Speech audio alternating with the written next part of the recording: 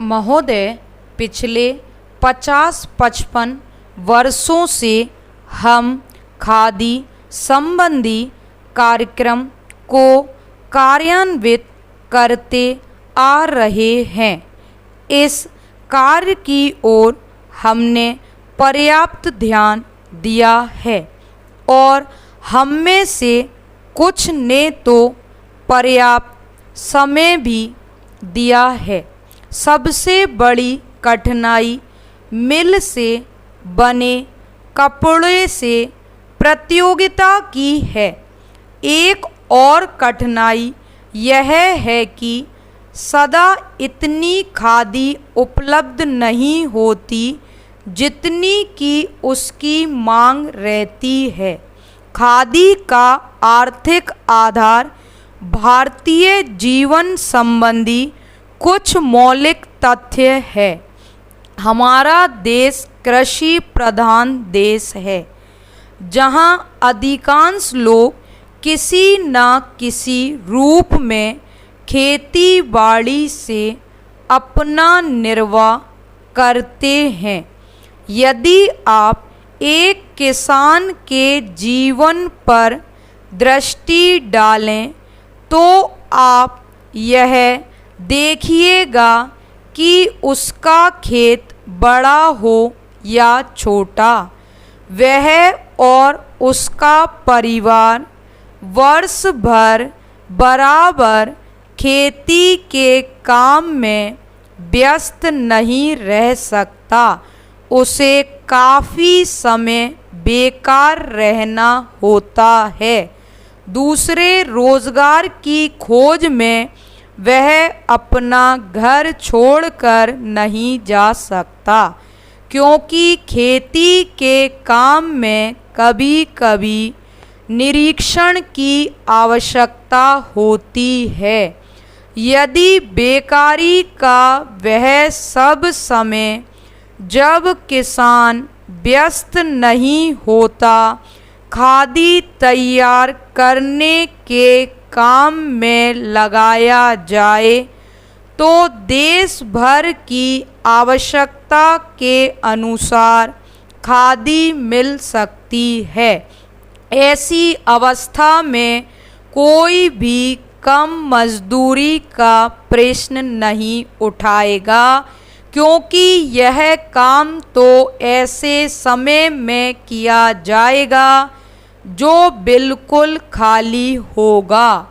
उस खाली समय में किसान कुछ ना कुछ कमाएगा ही, और वह कमाई ऐसी भी नहीं कि उसका कुछ भी मूल्य ना हो। कम से कम वह अपने लिए तो इतना कपड़ा तैयार कर ही सकेगा जिससे उसको बाजार से ना खरीदना पड़े।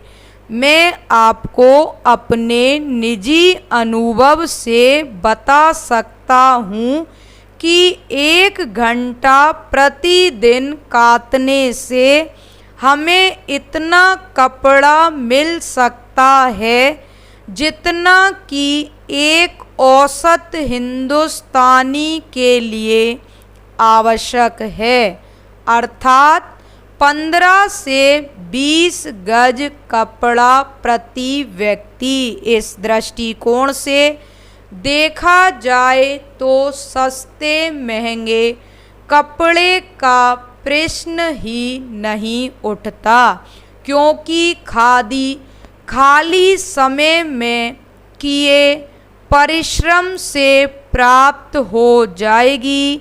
खादी के संबंध में एक आधारभूत तथ्य है।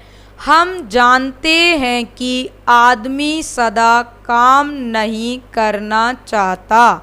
कभी कभी उसे खाली बैठे रहना ही अच्छा लगता है, परंतु इन सब कठिनाइयों के अतिरिक्त मैं सोचता हूँ कि खादी का प्रचार और विस्तार असंभव नहीं है।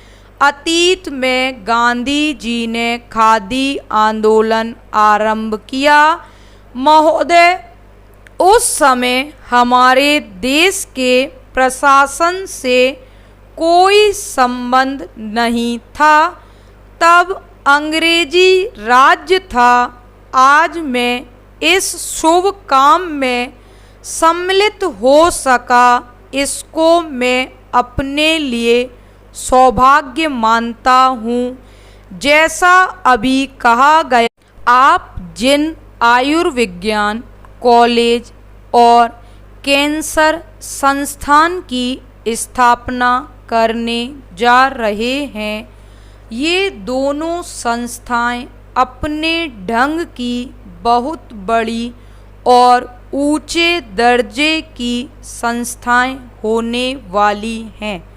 मैंने सुना है कि उनमें विभिन्न विभाग होंगे जिनमें विद्यार्थियों को ऊंचे प्रकार की शिक्षा मिलेगी और जहां अच्छे से अच्छे चिकित्सक रखे जाएंगे, जो शिक्षा देने के साथ साथ गरीब से गरीब का और बुरे से बुरे रोग की चिकित्सा भी किया करेंगे।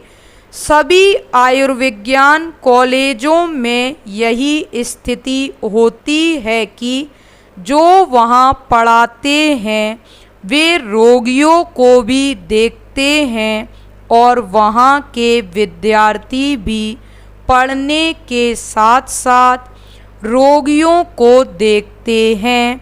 इस प्रकार उनको साथ ही साथ व्यावहारिक ज्ञान भी मिलता जाता है।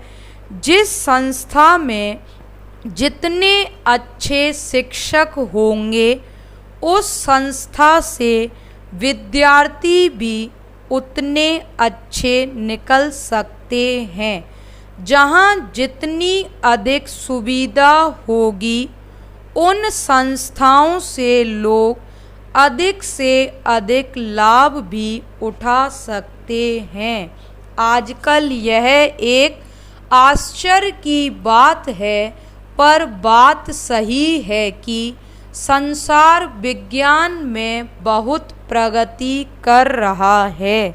विशेषकर औषध तथा चिकित्सा के संबंध में पिछले जो 2 युद्ध हुए, उनमें जहां एक ओर अधिक से अधिक घातक यंत्र तैयार हुए, वहीं दूसरी ओर औषधियों के निर्माण में इतनी उन्नति हुई कि जो पहले बहुत से रोग असाध्य समझे जाते थे, वे अब नियंत्रण में आ गए हैं।